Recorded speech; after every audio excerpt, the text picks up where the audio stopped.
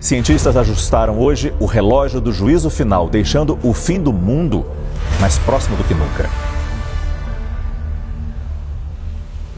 You are closer to a third world war right now than at any time since the Second World War. A Rússia voltou a alertar o mundo sobre os riscos de uma guerra global. Vocês ouvirão falar de guerras e de rumores de guerras, mas não tenham medo. É necessário que tais coisas aconteçam, mas ainda não é o fim. Nação se levantará contra nação e reino contra reino. Tudo isso será o princípio das dores. Vladimir Putin, o presidente da Rússia, disse que o Ocidente não pode oferecer ao mundo o seu modelo de futuro e que uma nova ordem mundial, segundo ele, mais justa, está sendo criada.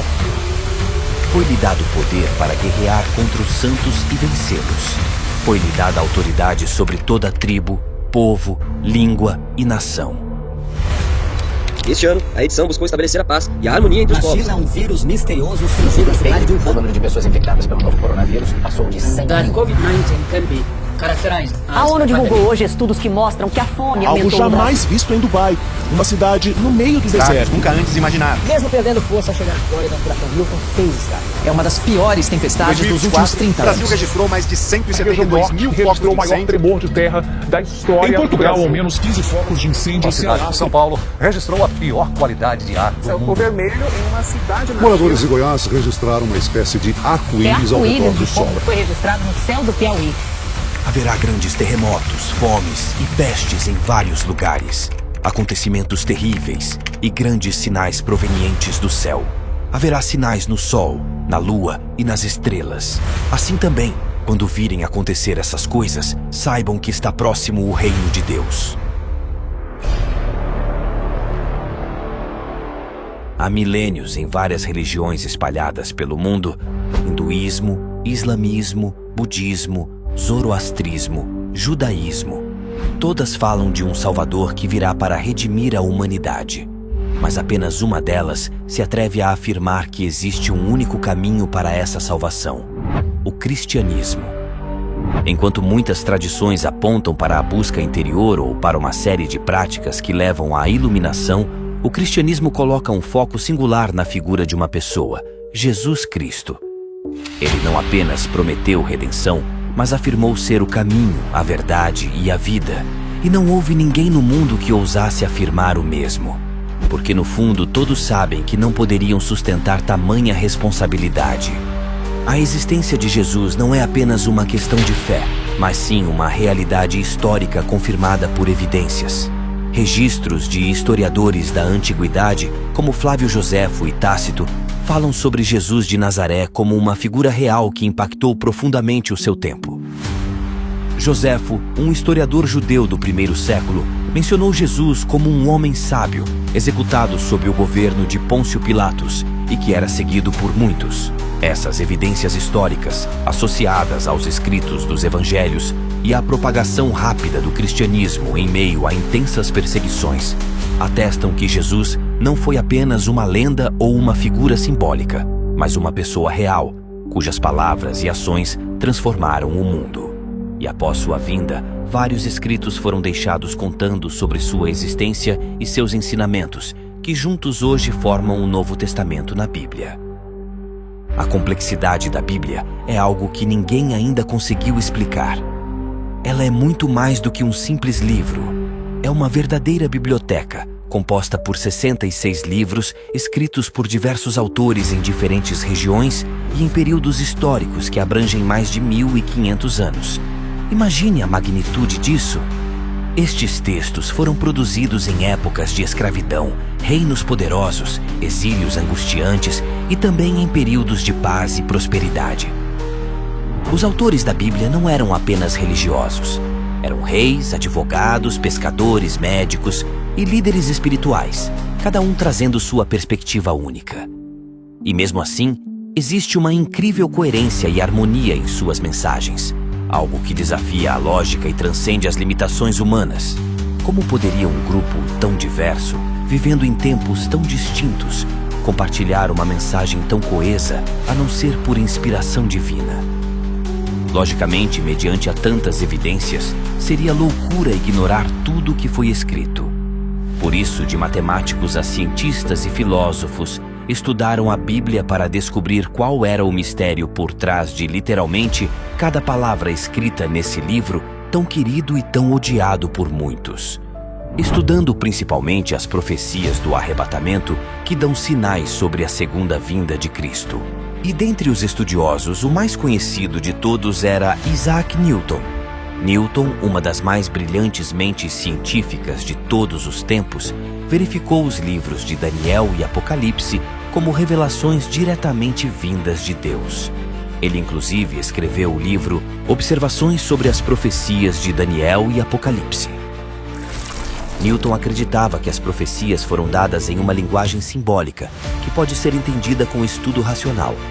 Ele via a história humana como uma progressão ordenada por Deus, com as profecias servindo como uma agenda divina.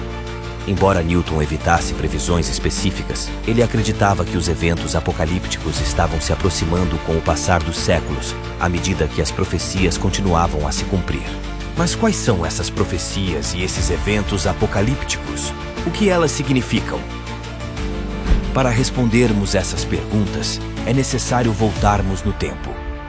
Quando Deus criou os primeiros humanos, Ele deu o livre-arbítrio para que eles escolhessem como queriam viver. Haviam duas escolhas: viver para sempre com Deus, sem ter conhecimento do bem e do mal, ou ter o conhecimento de tudo e viver independente.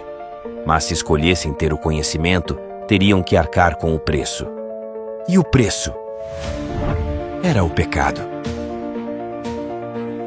Quando o pecado entrou no mundo, Deus, em sua infinita misericórdia, traçou um plano para salvar os humanos, pois eles não seriam capazes de salvar a si mesmos. E ao longo da história da humanidade, Deus deu visões proféticas a várias pessoas escolhidas por Ele com mensagens simbólicas que revelam o plano dele para a humanidade.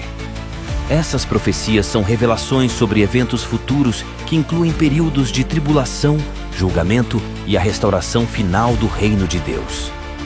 Elas dão os sinais de como e quando será a vinda do Redentor Jesus, que salvará a todos os que tiverem fé nele e seguirem seus ensinamentos. Mas quais são essas profecias? Alguma delas realmente já aconteceu? E você acreditaria se alguma dessas profecias se cumprisse bem diante dos seus olhos?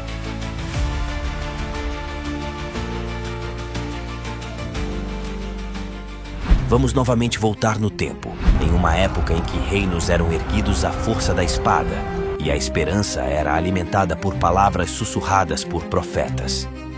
Em meio à turbulência do mundo antigo, um homem se destacou como a voz de Deus para uma nação: Isaías, o profeta visionário. Isaías viveu no século 8 a.C., em um tempo de crise para o reino de Judá. Chamado por Deus em uma visão impressionante, ele não era apenas um porta-voz.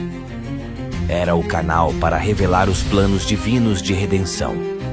As palavras de Isaías transcenderam seu tempo, apontando para algo muito maior do que os conflitos regionais ou alianças políticas da época. Ele profetizou sobre o Messias, aquele que mudaria o destino de toda a humanidade. Portanto, o Senhor mesmo lhes dará um sinal. A Virgem ficará grávida e dará à luz um filho e o chamará Emanuel. Como poderia um simples nascimento mudar o destino do mundo? Na época, essa profecia parecia um enigma. Quem seria essa Virgem?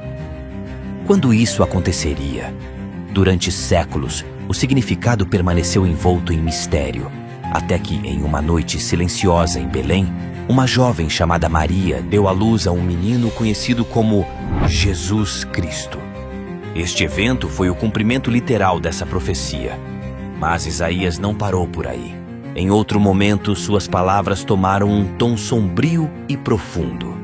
Em Isaías capítulo 53, ele descreveu um servo sofredor, rejeitado e maltratado, mas que levaria sobre si os pecados de muitos. Ele foi desprezado e rejeitado pelos homens, um homem de dores e experimentado no sofrimento. Como alguém de quem os homens escondem o rosto, foi desprezado, e nós não o tivemos em estima.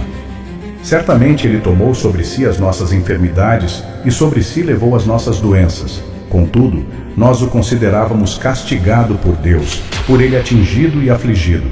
Mas ele foi transpassado por causa das nossas transgressões, foi esmagado por causa das nossas iniquidades. O castigo que nos trouxe paz estava sobre ele, e pelas suas feridas fomos curados. Essa profecia, feita mais de 700 anos antes da crucificação de Jesus, foi reconhecida como um retrato impressionante do sacrifício de Cristo. Os estudiosos argumentam que é impossível que Isaías estivesse simplesmente especulando ao fazer essa profecia. Como ele poderia descrever com tanto detalhamento o sofrimento e a morte de Jesus muito antes de sua vinda? Mas o mais extraordinário é que essas profecias não são apenas histórias antigas. Elas se tornaram realidade. Jesus nasceu, viveu e morreu conforme as palavras de Isaías e outros profetas. Para aqueles que testemunharam esses eventos, era como se os rolos antigos das Escrituras tivessem ganhado vida diante de seus olhos. Porém, Jesus não apenas cumpriu profecias antigas. Ele também deixou suas próprias palavras proféticas, apontando para sua segunda vinda. Durante seu ministério terreno, Jesus falou aos seus discípulos sobre os eventos que marcariam o fim dos tempos e seu retorno em glória. Em Mateus capítulo 24, versículo 30, ele afirmou: "Que o coração de vocês não se perturbe. Creiam em Deus, creiam também em mim. Na casa do meu Pai há muitas moradas. Se não fosse assim, eu teria dito que vou preparar lugar para vocês. Quando eu for e preparar lugar, voltarei e os levarei comigo, para que vocês estejam onde eu estiver." A primeira vinda de Jesus não foi um ponto final, mas uma vírgula que anuncia sua próxima vinda. E alguns dos sinais que revelariam que ele está chegando são guerras, fome, terremotos, perseguições, os quais ele chamou de os princípios das dores. Jesus deixou claro que sua primeira vinda era apenas o início do grandioso plano de redenção de Deus. Contudo, as profecias de Isaías e de Jesus não encerram o quadro completo. Para compreender a magnitude do plano divino, precisamos mergulhar em outra grande revelação: as visões proféticas de Daniel. Daniel, um jovem com cerca de 20 anos de idade, foi escolhido por Deus para receber visões que desvendariam o futuro da humanidade. Ele foi levado cativo para a Babilônia por volta de 605 a.C. pelo rei Nabucodonosor. Mesmo em terra estrangeira, ele permaneceu fiel ao Deus de Israel. Sua dedicação chamou a atenção do rei, e Daniel se tornou um conselheiro de destaque em várias administrações. É nesse contexto que Deus começou a revelar a Daniel uma série de visões e interpretações de sonhos, que não apenas explicavam eventos contemporâneos, mas também previam acontecimentos futuros. O rei Nabucodonosor, governante do poderoso Império Babilônico, teve um sonho perturbador que ele não conseguia entender. Desesperado, convocou os sábios do reino para interpretar a visão. Mas como o sonho era muito enigmático, ele não contou o sonho para ninguém e mandou que quem tivesse o poder, que adivinhasse qual era o sonho e seu significado. Nenhum sábio, nem encantador, nem mago, nem adivinho foi capaz de revelar ao rei o sonho. Mas existe um Deus nos céus que revela os mistérios e mostrou a Daniel qual era o sonho que o rei teve e o que significava. O sonho mostrava o que aconteceria nos últimos dias antes da vinda do Messias. Nabucodonosor viu uma estátua gigantesca e imponente, composta de diferentes materiais, cada um simbolizando um reino da história humana. A estátua era feita de cabeça de ouro, representando o Império Babilônico, conhecido por sua riqueza, governado pelo próprio Nabucodonosor, peito e braços de prata, simbolizando o Império Medo-Persa, que sucedeu à Babilônia e era caracterizado por um governo dualista, ventre e coxas de bronze, representando o Império Grego, liderado por Alexandre o Grande, que expandiu seu domínio rapidamente. Pernas de ferro, representando o Império Romano, conhecido por sua força militar e administração implacável. Pés de ferro misturados com barro, simbolizando os sistemas políticos atuais, marcados por fragilidade e divisões. No final da visão, uma pedra cortada sem mãos humanas desce do céu, atinge os pés da estátua e a destrói completamente. A pedra então se torna uma grande montanha que enche toda a terra. A visão da estátua no sonho de Nabucodonosor é uma das mais claras demonstrações da soberania de Deus sobre a história humana. Cada parte da estátua representa uma sequência de reinos globais que exerceram influência ao longo dos séculos e que cada vez mais eram enfraquecidos. O último reino, representado na parte dos pés de ferro misturados com barro, simboliza o período em que vivemos, que é a fragmentação do Império Romano em reinos menores, representando os sistemas políticos atuais, marcados por fragilidade e divisões. Apesar da aparência de força, as alianças são frágeis. O ferro e o barro não se misturam, indicando que as alianças entre nações são superficiais e temporárias. A pedra é o elemento central do sonho, que significa a vinda de Jesus Cristo. Ela simboliza o reino de Deus, que virá logo após o reino atual em que vivemos. Esse reino é eterno, imutável e triunfa sobre todos os reinos humanos. E a montanha é a santa cidade Jerusalém que irá descer do céu da parte de Deus. Após, em média, 50 anos, Daniel teve um sonho que era parecido com o sonho de Nabucodonosor, mas com mais detalhes, que o perturbou profundamente. Ele viu 4 grandes animais emergirem do mar, cada um diferente do outro. O primeiro animal era um leão com asas de águia. O segundo animal era um urso que se levantava de um lado e tinha 3 costelas na boca. O terceiro animal era um leopardo com 4 asas de ave e 4 cabeças. O quarto animal era diferente de todos os outros. Terrível, espantoso, extremamente forte, com dentes de ferro, 10 chifres e um pequeno chifre que surge depois. Esses animais representam os mesmos reinos que a estátua de Nabucodonosor. E as 2 visões apontam para o mesmo fim: o juízo divino. Mas por que é necessário que haja um juízo divino? Porque o ser humano se rebelou contra Deus. Deus criou o ser humano à sua imagem e semelhança para que tivéssemos um relacionamento com Ele, governássemos a criação e refletíssemos sua glória. Mas o ser humano desobedeceu a Ele, e assim a maldade entrou no mundo. Durante séculos, os impérios e governantes têm se exaltado, promovido a injustiça, se rebelado contra o Criador e maltratado sua criação. O juízo é a resposta final de Deus para corrigir essa maldade, trazendo redenção para os justos e punição para os ímpios. O juízo irá mostrar a soberania absoluta de Deus, demonstrando que nenhuma potência humana pode permanecer diante dele. Esse juízo não é apenas um evento de destruição, mas um ato de restauração, onde o verdadeiro reino com o verdadeiro rei será estabelecido e a paz será definitiva para os justos. Mas antes que o juízo de Deus venha, é necessário que as profecias que o próprio Deus revelou aos profetas ao longo da história da humanidade aconteçam. A profecia da estátua e dos animais já se cumpriram a maior parte. Estamos na fase final, onde o pequeno chifre que aparece depois no quarto animal representa um governante poderoso e insultante, um líder ou sistema que desafiará diretamente a autoridade de Deus, conhecido por muitos como o Anticristo. A vinda desse Anticristo será obra de Satanás e será acompanhada de grandes milagres e enganos impressionantes. Ele usará todo tipo de mentira e injustiça para enganar aqueles que não aceitaram a Cristo, pois rejeitaram a verdade que poderia salvá-los. Por isso, Deus envia esse poder sedutor, a fim de que acreditem na mentira. Assim, todos os que recusaram a verdade e preferiram a injustiça acabarão condenados. Esse quarto animal da visão de Daniel é retratado como algo fora do comum, que despedaçava e devorava as suas vítimas e pisoteava tudo o que sobrava.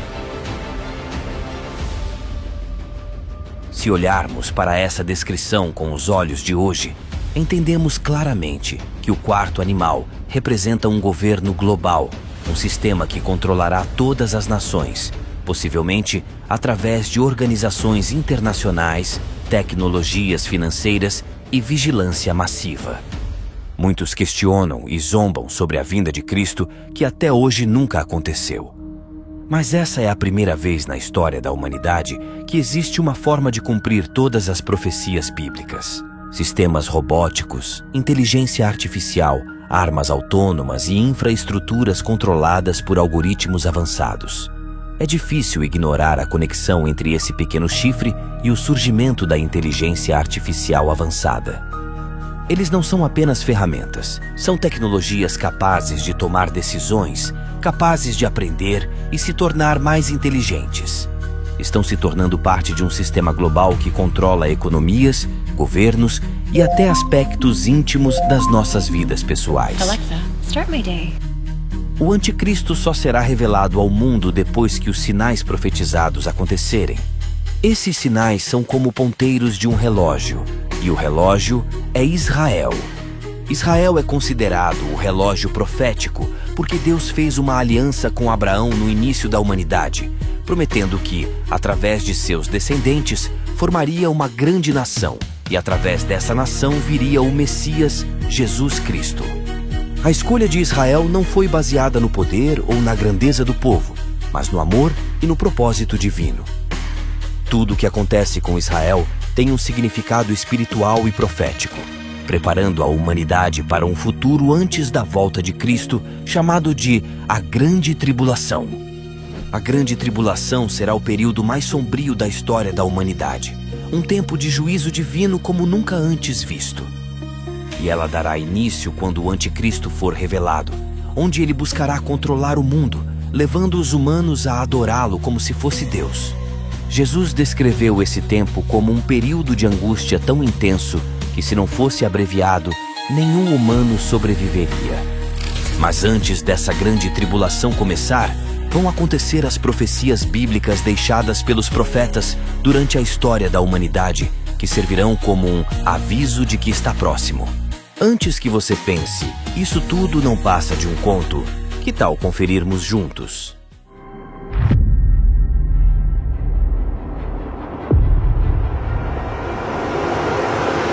No ano de 722 a.C., a nação de Israel foi tomada pelos assírios e se dispersou pelo mundo, sem terra, templo e monarquia.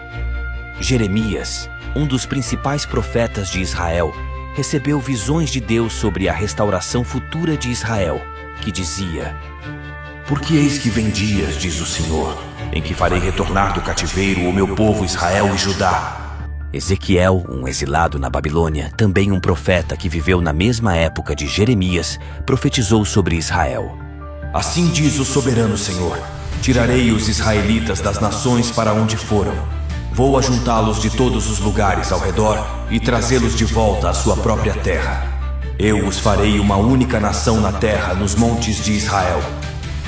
Essas profecias pareciam impossíveis, mas os anos passaram e em 1939, depois de Cristo, ocorreu o Holocausto, que resultou no assassinato de cerca de 6 milhões de judeus pela Alemanha nazista, levando à necessidade urgente de um Estado judeu.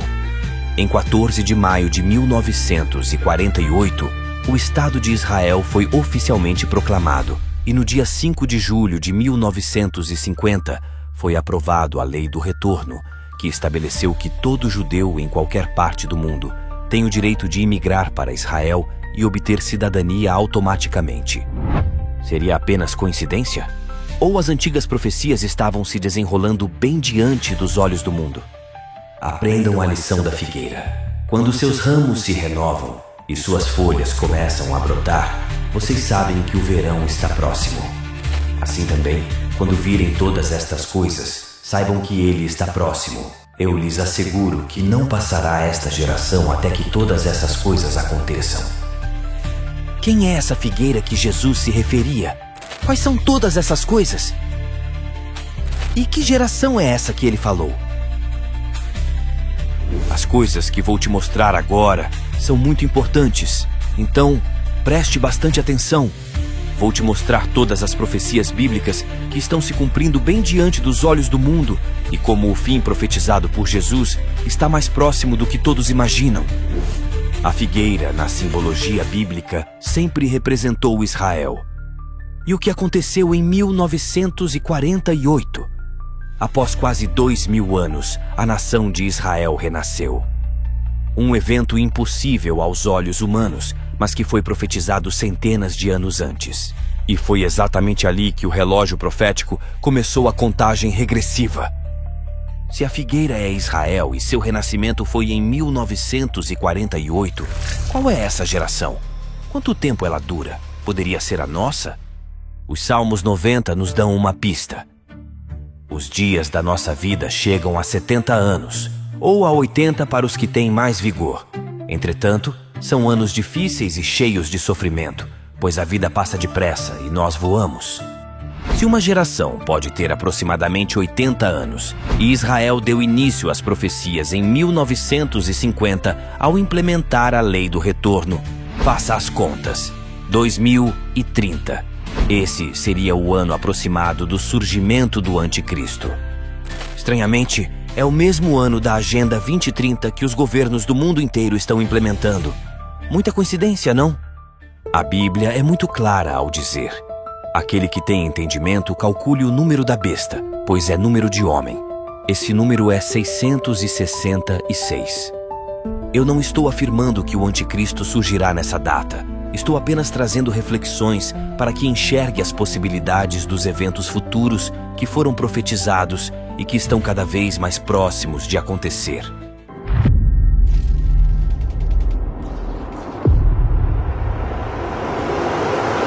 O jornal alemão revelou que a Alemanha está se preparando para uma possível terceira guerra mundial. A Rússia afirma que a autorização para a Ucrânia usar mísseis americanos e da OTAN contra seu território pode significar uma guerra mundial.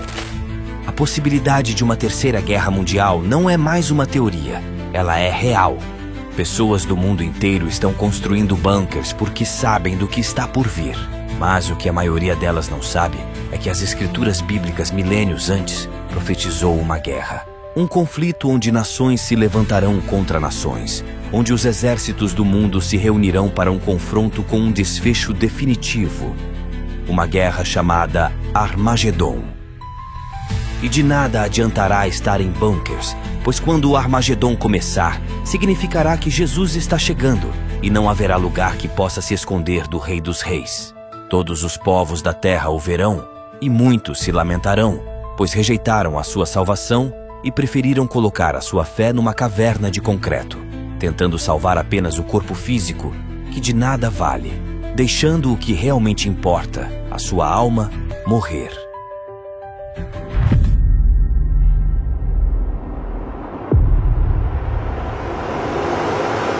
O planeta à beira do colapso.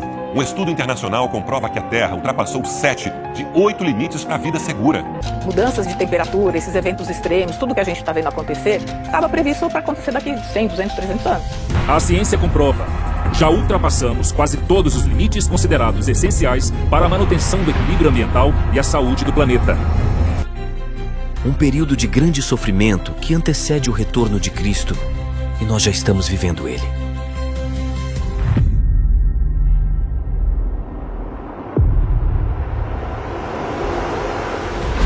Até ao fim do tempo, muitos correrão de uma parte para outra e o conhecimento se multiplicará. Viajando na velocidade da luz, uma informação hoje cruza o mundo inteiro em poucos segundos, comunicando com milhões de pessoas ao mesmo tempo. Vídeos curtos moldam mentes, revelam segredos, inteligência artificial que responde antes mesmo que perguntemos. Acima de nós, sondas cortam o vazio do cosmos e já não podemos mais falar que foguete não dá ré. O impossível não existe mais. Essa profecia não está chegando. Ela já começou.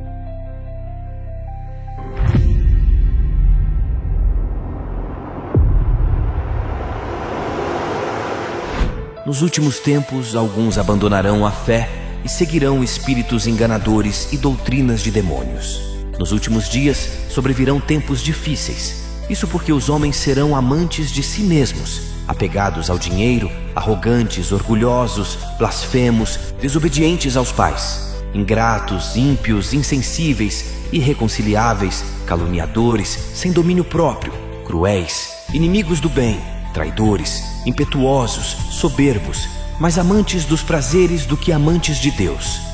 Vivemos tempos em que a verdade tem sido distorcida e a fé autêntica substituída por ensinos enganosos.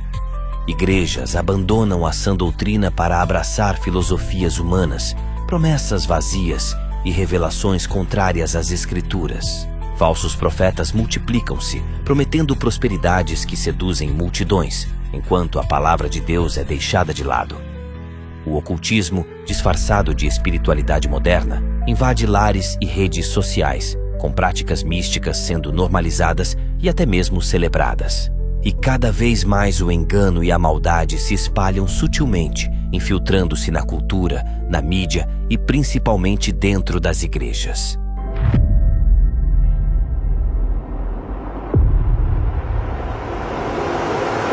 Cristãos são perseguidos, torturados e até condenados à prisão perpétua pela fé que professam na Coreia do Norte. E nem as crianças estão livres de punições.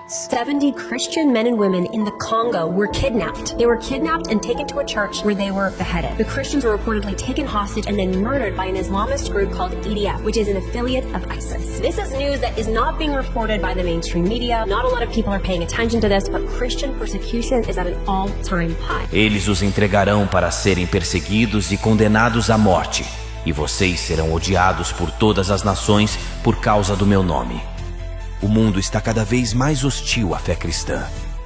Nos lugares onde a perseguição não é física, ela se manifesta de forma sutil, com leis que tentam cada vez mais deturpar nossos valores e eventos que ridicularizam nossa fé. O escárnio sobre a promessa da volta de Jesus cresce e cada dia mais o mundo rejeita Cristo. Mas Pedro nos alertou sobre isso. Nos últimos dias virão escarnecedores com zombaria, andando segundo as suas próprias paixões e dizendo: onde está a promessa da sua vinda?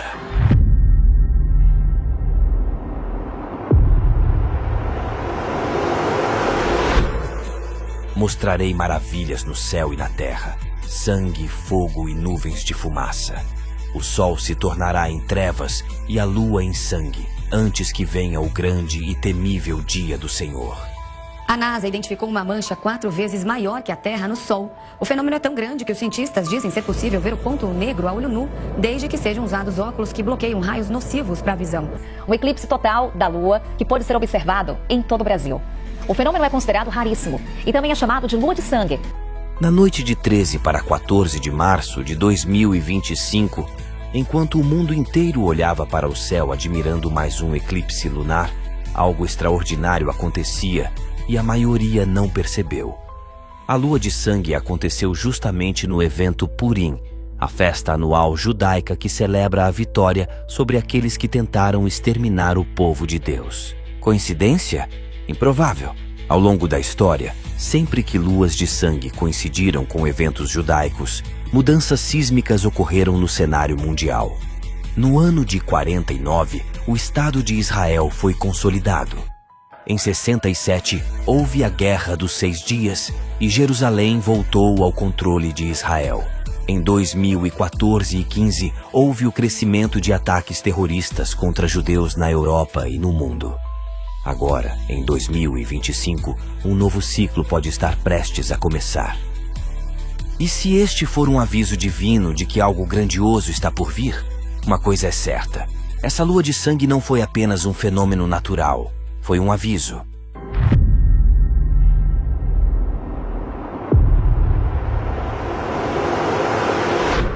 Um lugar na superfície da Terra onde a vida visível, por milhares de anos, simplesmente não existia.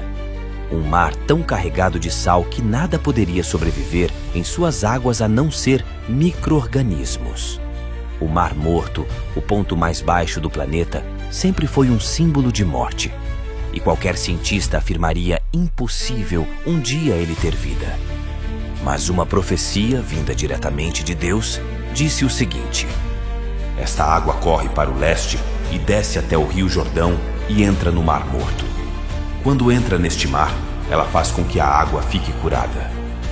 Em todo lugar por onde esse rio passar, haverá todo tipo de animais e de peixes, porque essa água flui para o mar, transformando a água salgada em água doce, de modo que por onde o rio fluir, tudo viverá.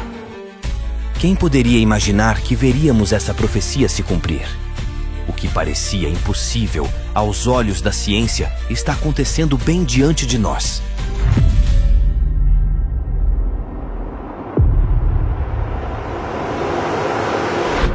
Se você achou surpreendente o suficiente a profecia do Mar Morto, então essa vai tirar o seu fôlego. Derramou o sexto anjo a sua taça sobre o grande rio Eufrates, e a sua água secou-se para que se preparasse o caminho dos reis do Oriente. Enquanto um mar considerado morto começa a ganhar vida, um dos rios mais importantes da história da humanidade está secando de forma assustadora, formando a letra ômega do alfabeto grego, que significa fim. Isso te lembra alguma coisa que Jesus disse? Bem, ele disse: eu sou o alfa e o ômega, o primeiro e o último, o princípio e o fim. Esse é um sinal inconfundível que foi deixado para a humanidade. Como poderia isso ser apenas uma grande coincidência? Que explicação apenas lógica poderia satisfazer para explicar esse sinal? As imagens de satélite e registros históricos provam que o Eufrates está se tornando apenas um fio de água em vários trechos, exatamente como a profecia dizia que aconteceria nos últimos tempos. Então, se o Mar Morto está revivendo e o Eufrates está secando, então as profecias estão se cumprindo ao mesmo tempo. E isso só pode significar uma coisa: o fim profetizado está mais perto do que imaginamos. Espere. Você realmente entende a gravidade disso? Se essas profecias, há séculos ridicularizadas pela ciência e pelo ceticismo, estão se cumprindo diante dos nossos olhos, então estamos muito mais perto do que imaginamos da volta gloriosa de Cristo. As Escrituras foram claras. Esses sinais marcariam os últimos momentos, antes do retorno do Rei dos Reis. E agora tudo está acontecendo. O que antes parecia impossível está se tornando realidade, um evento após o outro, como peças de um quebra-cabeça profético se encaixando perfeitamente. O relógio profético está na contagem regressiva. A cada dia, a cada notícia, a cada novo evento que desafia a lógica humana, a profecia da volta de Jesus se confirma.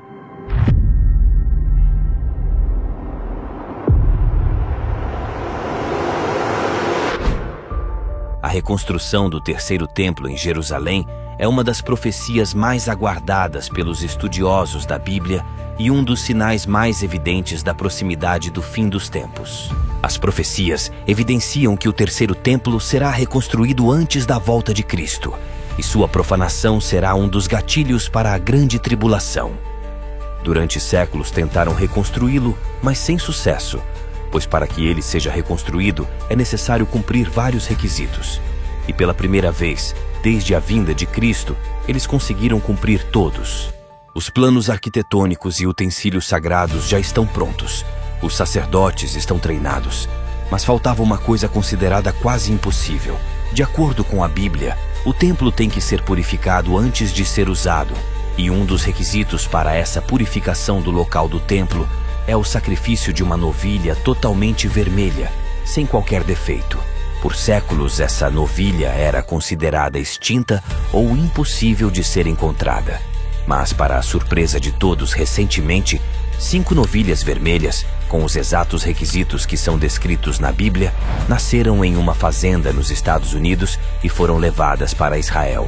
Sinceramente, seria coincidência demais esses eventos proféticos que citei durante esse vídeo estarem acontecendo todos ao mesmo tempo. Mas se os requisitos foram cumpridos, por que o templo ainda não está sendo reconstruído?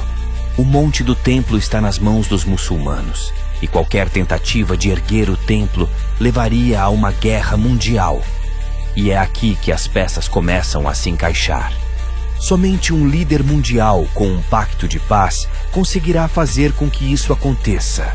E agora, acredito que você já entendeu quem esse líder será: o Anticristo. Ele fará um acordo com Israel e com muitas nações, permitindo a reconstrução do templo. Mas no meio desse pacto, ele quebrará sua promessa, tomará o templo para si e exigirá adoração ao mundo inteiro. Mas para que ele consiga exigir adoração mundial, seria necessário uma religião única.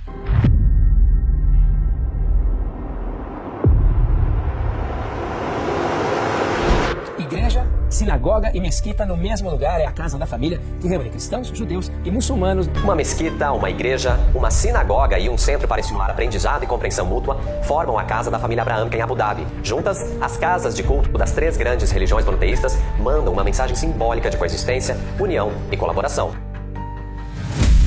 A religião e a espiritualidade, em suas formas mais genuínas, podem oferecer consolo e orientação. Mas, quando distorcidas por indivíduos ou instituições com intenções obscuras, tornam-se ferramentas poderosas para controlar mentes e induzir comportamentos que, em circunstâncias normais, seriam impensáveis. Um dos mecanismos centrais dessa manipulação é o apelo emocional. Líderes carismáticos ou grupos organizados frequentemente utilizam narrativas que misturam medo, culpa e promessas de salvação para criar um estado de vulnerabilidade psicológica. Por exemplo, ao convencer alguém de que está em pecado ou em perigo espiritual, manipula-se a percepção de si mesmo, levando a pessoa a buscar redenção ou proteção a qualquer custo. Esse custo pode incluir atos extremos, como doações financeiras exorbitantes, isolamento social ou até participação em violências justificadas como vontade divina. Ao promover uma visão de mundo onde a lealdade ao grupo ou ao líder é exaltada acima de qualquer consideração moral ou racional, manipuladores estabelecem um ambiente de pensamento homogêneo, onde questionar é visto como traição. O ser humano é social e teme a exclusão. Assim, líderes manipuladores criam ambientes onde discordar da doutrina significa perder o apoio do grupo, o que pressiona os indivíduos a se conformarem, mesmo contra suas convicções internas. Uma agenda ideológica tem sido promovida globalmente pelos líderes mundiais e a ONU, usando exatamente essa estratégia de manipulação. À primeira vista, parecem inofensivas, como por exemplo a inclusão social, que visa não ofender o outro utilizando uma linguagem neutra. Mas, ao analisar profundamente, notamos que essas pautas fazem parte de um projeto maior: a desconstrução do cristianismo.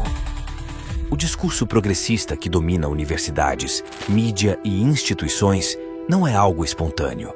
São parte de um plano global, replicado nas maiores nações da Terra.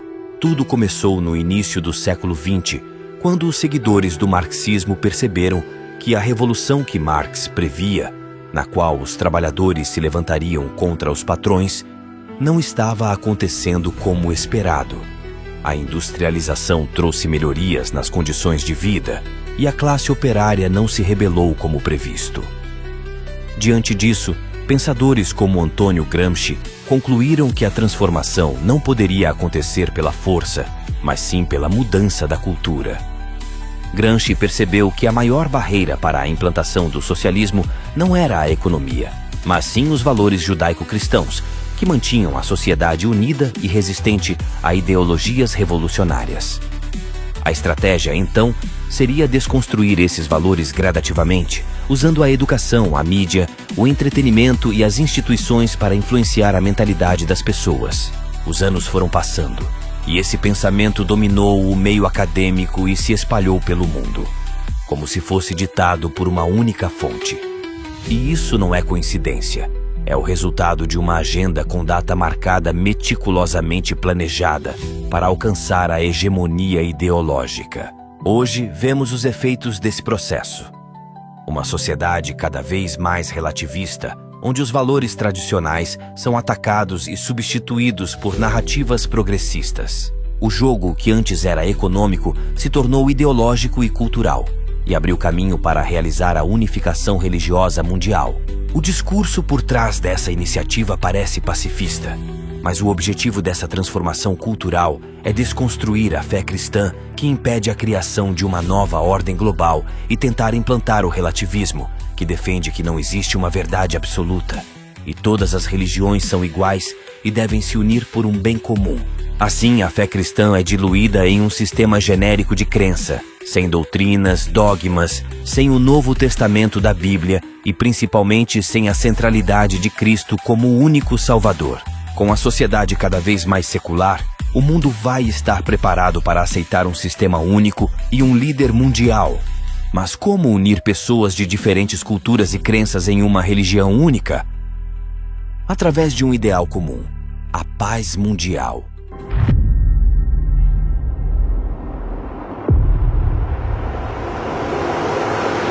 O Papa Francisco fez o discurso de abertura do 7º Congresso de Líderes de Religiões Mundiais e Tradicionais. Disse que Deus sempre conduz à paz e nunca à guerra. A humanidade, em sua incansável busca pela paz, vem promovendo cúpulas e iniciativas que clamam por harmonia e coexistência.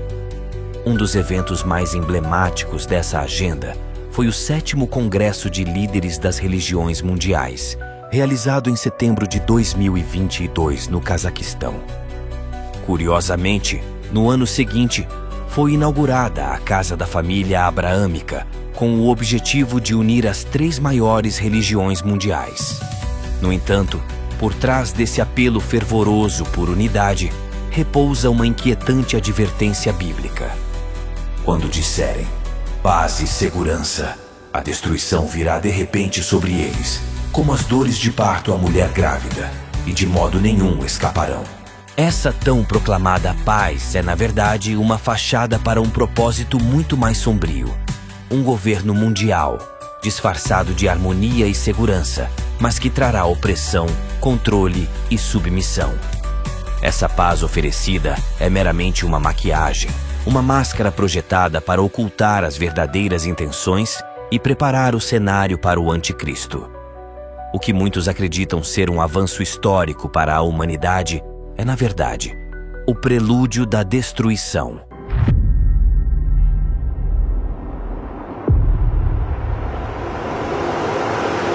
A noite nunca será tão escura. O mundo se curvará sob o peso de uma nova ordem.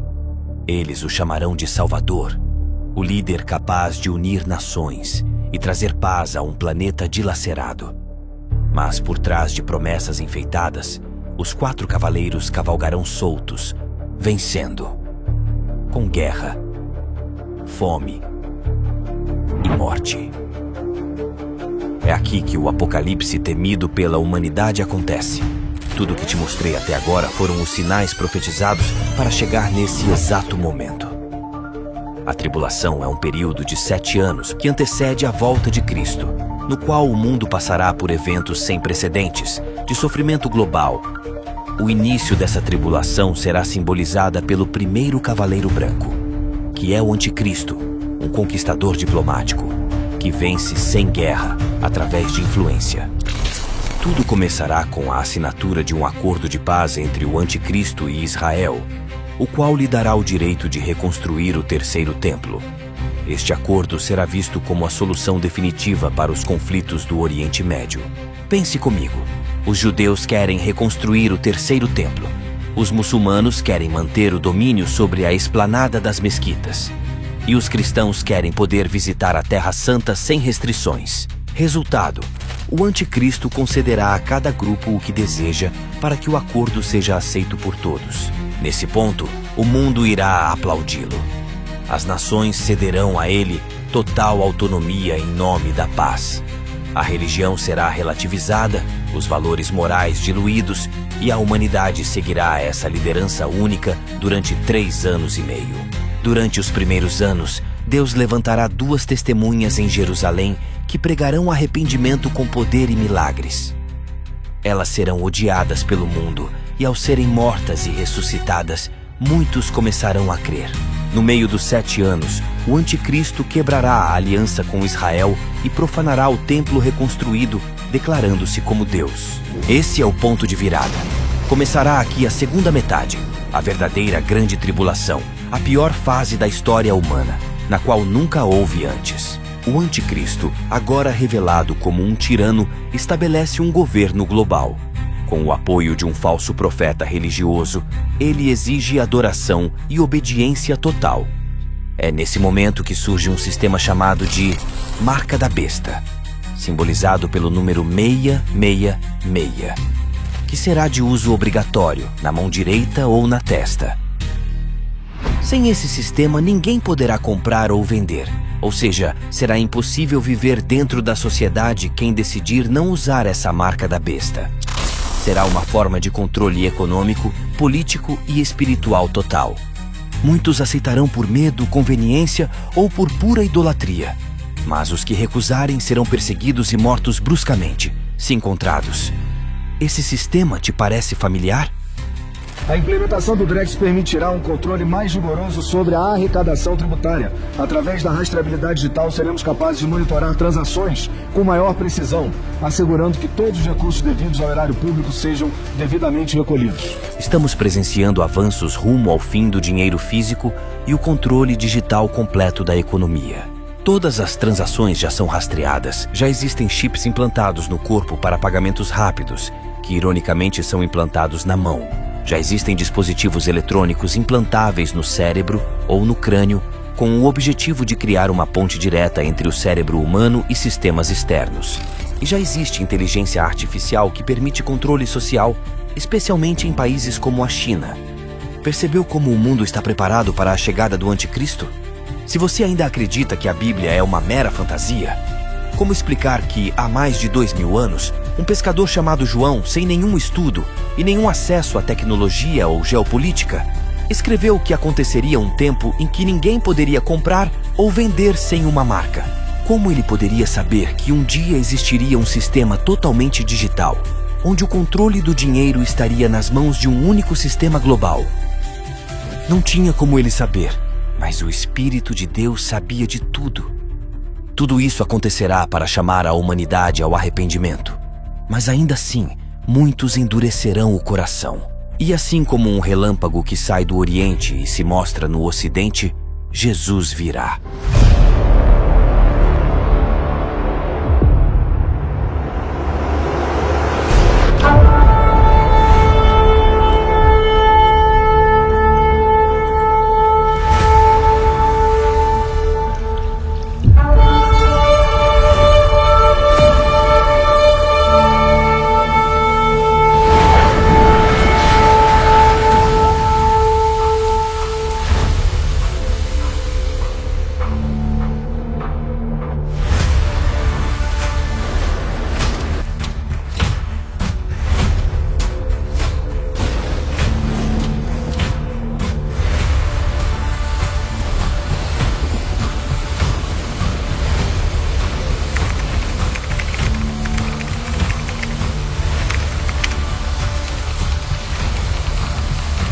Haverá então grande tribulação, como nunca houve desde o princípio do mundo até agora, nem jamais haverá.